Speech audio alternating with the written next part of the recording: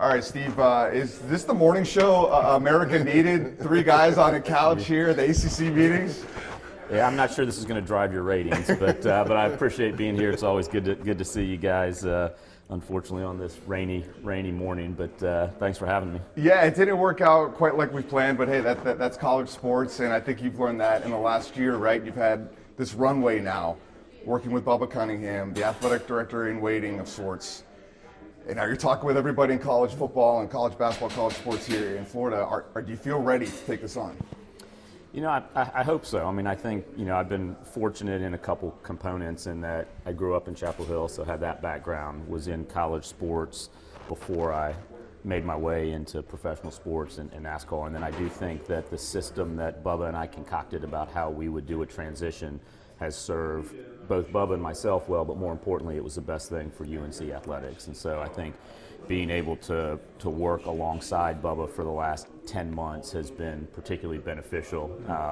He's obviously one of the most respected athletic directors in the country and has had an amazing run. He's navigated a lot of difficult situations, both at Carolina and some of his previous stops, and then I think, as we all know, the last 9 months have presented no shortages of other challenges and new opportunities within the collegiate athletic space.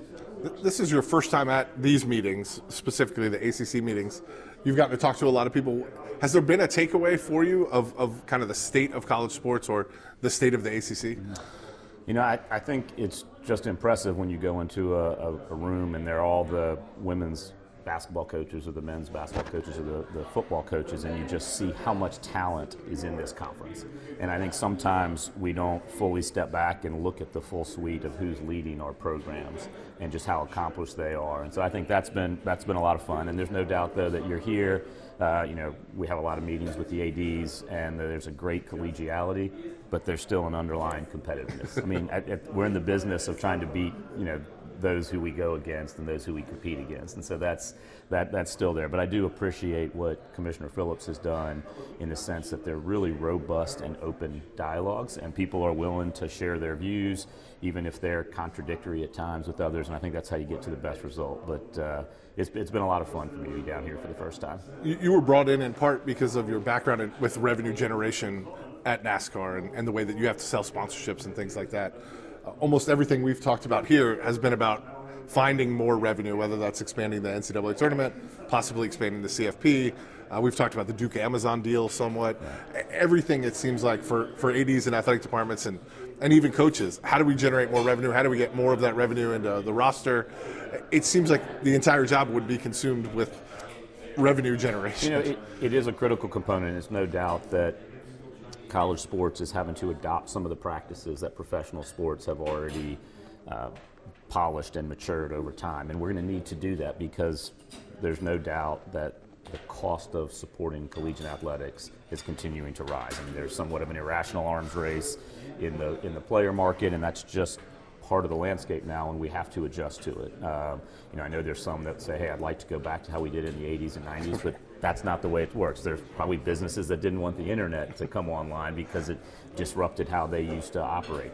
You have to adapt, and so that's really what we're looking at, and we're no different than all the other schools. We're all trying to figure out different ways to support our programs. Some of it can be on a macro level. Some of it you look at your own particular situation and figure out in Chapel Hill, how can we maximize revenues to support our program. That said, although that has become a big part of any athletic director's job, it's still not the primary role. And the thing that has been most refreshing and reaffirming to me since coming on board is most of our time is still spent on making sure we're serving the student athletes and the coaches and making sure that we're taking young kids who come from high school or on their first venture often of being away from home, getting acclimated to classes, making sure they have the academic support, the mental health support. We're preparing them for their next step. That still consumes probably 80 to 90% of an athletic department's time. Now the headlines become about this revenue opportunity, or we bring the Savannah Bananas to Chapel Hill. That helps both the economic impact in Chapel Hill, but it also generates more revenue that we can funnel back into the athletic department. There's a lot of schools out there probably that are just fine funneling everything into football and men's college basketball. But Carolina is special because it has all these other sports that compete and win at the highest level, sometimes even better than certainly football and in some cases basketball. How do you balance that? So that is probably one of our biggest challenges. And listen, we are very blessed in the sense that we've had so much success across the board. We take a lot of pride in having 28 sports, having broad-based programs. It's part of our DNA. When I was growing up, it was, women's soccer and Anston and Karen Shelton field hockey and Willie Scroggs and men's lacrosse, and we've continued that tradition of excellence. I was talking to somebody yesterday who was like, well, they felt like their season, at least of collegiate athletics, at their school was winding down, and I started thinking about it. Well, we have women's tennis, who's the 5 seed, they're still alive. Women's lacrosse, the 2 seed in the NCAA tournament, they're still alive. Men's lacrosse is the 3 seed, they're still alive. Men's baseball is number 2 in the country. Our women's golf is 12, still going in the NCAA tournament, and men's golf is 9, still going in the NCAA tournament. So for us, it feels like we have a whole nother summer season. Yeah. And that's important to who we are, and it allows us to be able to give opportunities to more student athletes than most schools. We're almost 750 student athletes.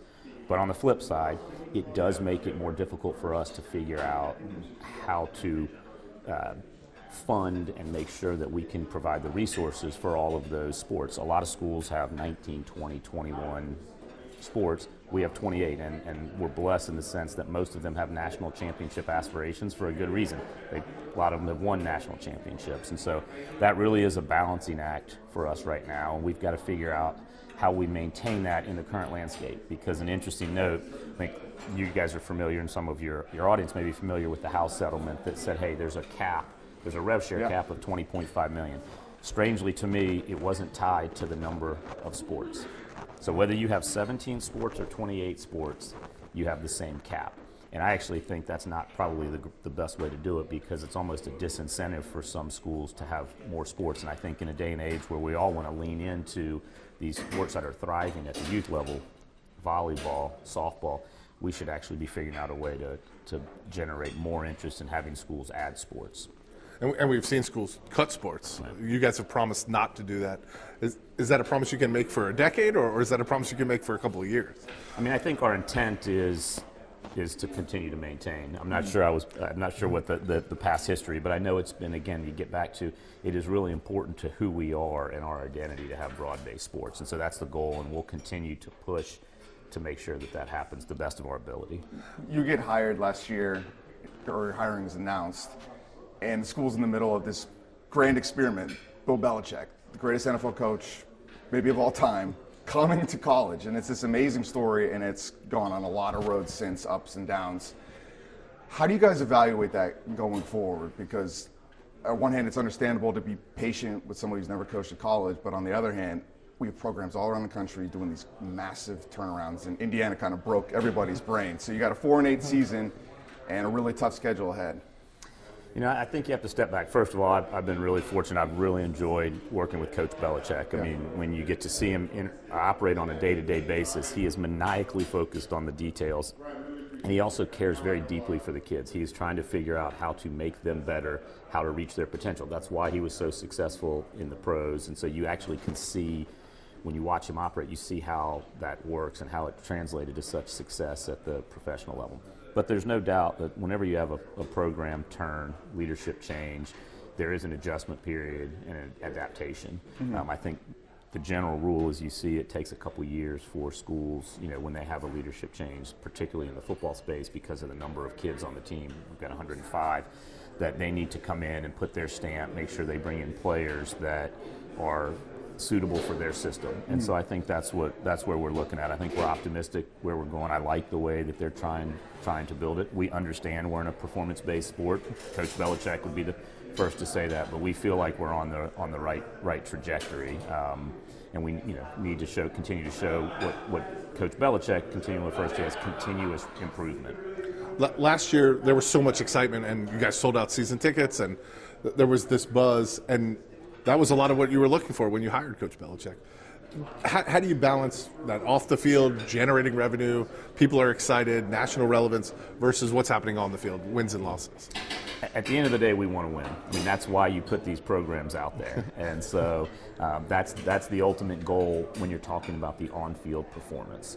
And so obviously last year we didn't get enough wins. We didn't get as many wins as we'd like. Obviously had a couple fumbles on the goal line there that turned a few of those games, but that's sports, and we've got to figure out a way to get on the right end of that. But I don't think that wins and losses are the sole barometer, particularly in college sports. And so, you want to see the improvement, as I mentioned, as we go through the season. And I'm confident we'll do that. And they're building a program, and I think you have to give coaches time to be able to do that. We've reported on a variety of issues the football program has faced, and things like culture can be hard to define, but then there's court records and the driving from last season. We found there's disproportionate rates of speeding and reckless driving, and then some of that pattern has continued into this season, and then parking on campus in handicap spots. We got you guys' statement. I think it's in some ways the answer is obvious, right? You shouldn't do these things. But what are you guys doing to kind of educate and try to stop this kind of behavior going forward?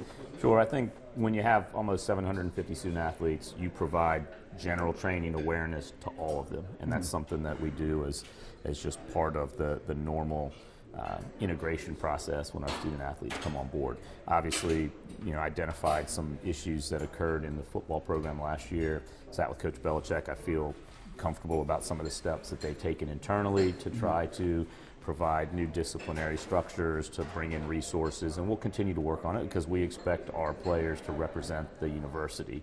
They're not just representing themselves or the football program, they've got a broader obligation to represent the university. And so we'll continue to educate and make sure that hopefully we take the right steps to minimize that type of behavior.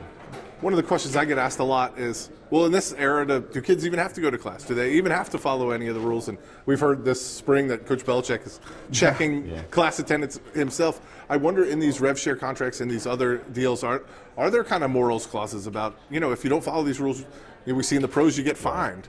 How much of that pro structure has come to college athletics? So we put a lot of emphasis on class attendance and class performance, and that's just who we are. I think each school does it differently. That's something that's important to us. I've watched both Coach Belichick and actually now Coach Malone when they're recruiting. They're not just looking for talent on the court or on the field. There's an assessment of, can this particular student athlete thrive and survive in our academic setting? And I think that's something that we take pride in and will be important to us. Doesn't mean that you'll have a perfect record across the board, but I went to our academic awards luncheon about a month ago. There were 130 students graduating, and there were several hundred who had gotten awards for being on honor roll for national academics. And I was blown away by some of the student athletes that got up on stage to speak about their experience, and they brought a professor that had had a profound impact on them. And so that's still part of who we are. And I will tell you, one of my favorite moments this year was I was having a conversation with Coach Belichick. I think it was on a Monday, and I said, what are you doing tomorrow morning? He's like, I'm getting up, and he had this just wry smile on his face. He's like, I'm going to go class check. Which what that meant is he was going to go stand outside of a class at 10 to 8. He wasn't going to go inside because didn't want to interfere with the professor. He was going to stand outside with a clipboard, and he knew that there were 8 football players that were supposed to be in that class, and he was going to check off. And he took a lot of pride in doing that to show them, hey, it's not just important to the university, it's important to the football program that you go to class. I don't know what the attendance rate was for that. I do know the next day there was 100% attendance across the board. And the other great thing about it is he told me that some other student athletes from other sports came up and said, hey, did our coach tell you to check as well? And he goes, yes, they did. And so, but it was, to me, that's a great message to send. And it's something that we do have to recognize that we're not professional sports. And the academic component is still important. And if you look at our 750 student athletes, most of them are not going to continue on to play professionally, or that's not going to be how they generate their, that's not their career going forward. And so the degree, and that is very important. That's why we're so proud that there were 130 of them go across the stage on commencement last week. I had heard that Belichick personally went and woke up a kid at his apartment and was late, so it's great to see he's actually getting on boots on the ground like that. I'm glad you lightened the mood a little bit, because this is an exciting time for Carolina. And for you, you hired a basketball coach. I mean, that's, athletic directors in a lot of ways are judged by the most high-profile hires. And this process was really interesting where, we got the big names out there, Dusty May, Tommy Lloyd, Billy Donovan, but then here he is right under your nose, Mike Malone. How close were you to actually trying to hire those other guys? And when did you kind of flip it to Mike Malone's here the whole time? Yeah, so interestingly, we actually didn't flip it, and we would view Malone as one of the big names, considering that he has won. Fair. He's the only one that had won an NBA Unexpected championship. name is probably the way to put it. Yeah, but what was interesting, I think it was unexpected to the outside, and I think we talked about this in the press conference, is that I think we were really pleased with how the process unfolded. You always try to learn from past searches, and so we took things from the Belichick search, we took things from other areas. How could we improve that process? And we set up a structure. We had an executive search committee, had an advisory group, had a kind of a Coach Williams, Coach Fogler, Kenny Smith. We were consulting with all those and making sure we were leveraging all this talent that we have under the Carolina umbrella, particularly in the basketball space. And we each kind of came up with our list of coaches, and Coach Malone was in our Tier 1, which was a very small list. And he was actually the first coach that I contacted. And Pat Sullivan had given me his number, and I reached out to him, and we had about an hour and a half conversation. You realize he's a basketball encyclopedia and knows everything about Carolina basketball just from his history. And he had said to me at the end, he said, Steve, when I got the phone call and when Sully reached out to me, I thought this was a courtesy call. I said, it wasn't on my radar screen to contemplate coming back to the college space. He had been at 3 different stops in the collegiate space before he shifted to the NBA. And he said, this is giving me something to think about. He said, my focus really has been on these different opportunities that he has in the NBA space to return to coaching. And so, because he kind of said, hey, he unfortunately didn't say, hey, I'm all in, let's do it right now. That was, I've given him grief because that would have saved us all a lot of angst. You guys wouldn't have had anything to write about for the next 10 days, though, about what's going on. And so, after that conversation, we did have discussions and did have some interaction with some other coaches, but it wasn't a lot. And a lot of the reports were out there about us talking to this coach.